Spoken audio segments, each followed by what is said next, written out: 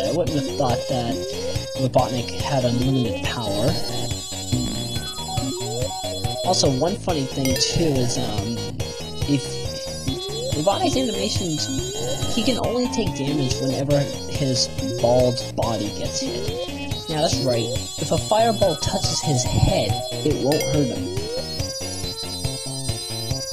I'm being legitimate here. If you literally get hit in the head by one of the fireballs, you will not take any damage.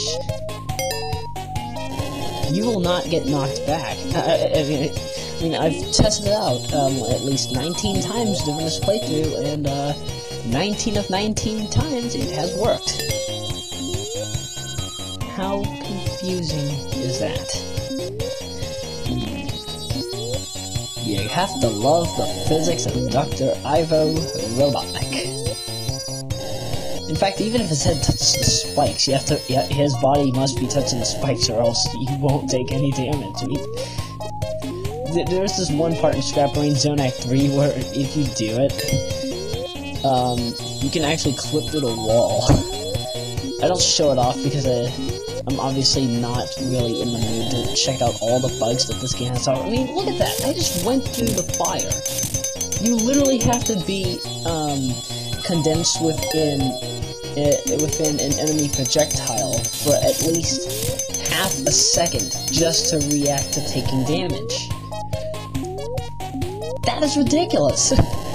I mean, I know this game is filled with glitches, but this makes the game easier, don't you think? Also, if you're wondering, is there a live system for this game?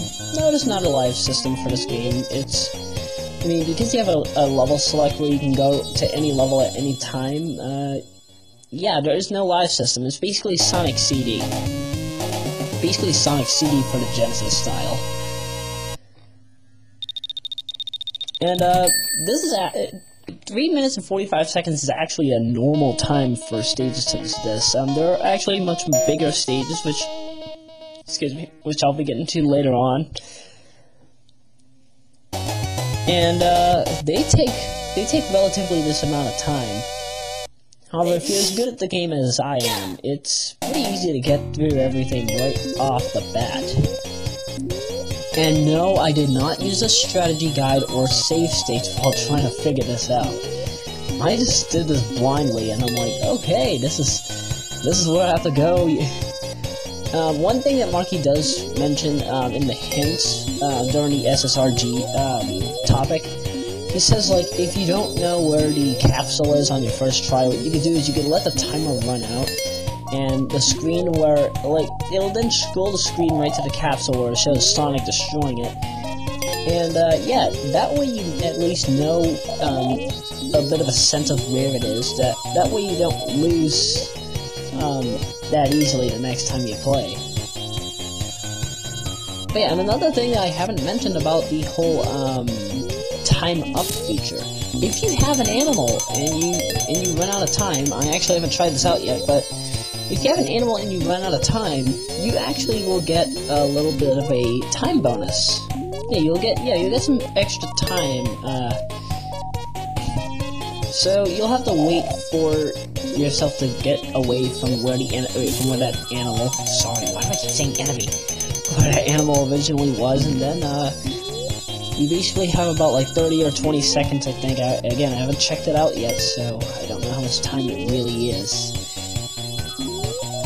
Yeah, with that amount of time, you will then check out the fact that that animal's still there. You can still get it back and put it in the capsule for extra time.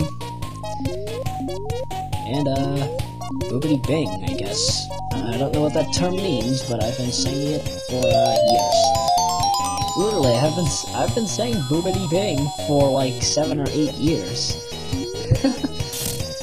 I still don't know what it means. I'm figuring it doesn't have to do with Betty Boop, though. I've made a lot of Betty Boop references and other things outside of YouTube, and that is something that came up. Boopity bing. I digress. This is the end of the stage, and I guess I shall see you for part 3, where things get... they stay the same, let's say that. they don't really change that much.